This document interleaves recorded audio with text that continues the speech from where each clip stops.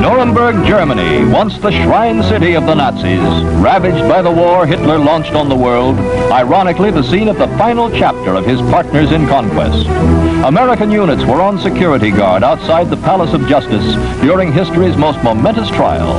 No chances were taken on any escape plots. Carefully scrutinized were the passes of the 400 spectators and court attendants. For in the courtroom, the first of the Nuremberg trials was being held before the International Military Tribunal set up by an agreement signed between the U.S., Great Britain, France, and the Soviet Union. Judges and prosecutors of all 4 countries took part in the trial, where the accused were 22 individuals thought to be the most guilty of the surviving Nazi leaders. Facing justice at the proceedings, which began in November 1945 and ended September 30th, 1946, were Hermann Goering, Joachim von Ribbentrop, Wilhelm Keitel, and the other partners in war crimes.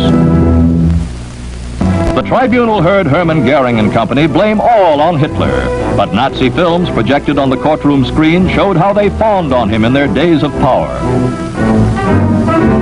To the prisoners in the dock, the motion pictures brought back scenes of Hitler shortly after the attempt on his life, for which hundreds of Germans were executed.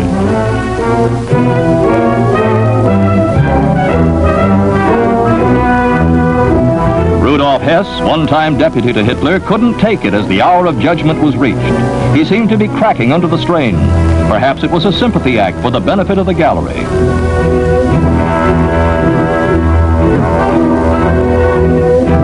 Before the reading of the verdicts, Rudolf made a theatrical exit, but he'd soon be back.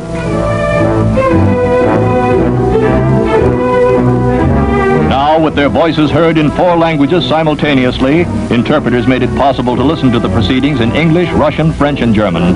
The justices delivered their judgments. Hess received a sentence of life imprisonment. Ribbentrop and Keitel sentenced to death by hanging. Thus it went. 12 defendants to die, 7 given prison terms, and 3 acquitted.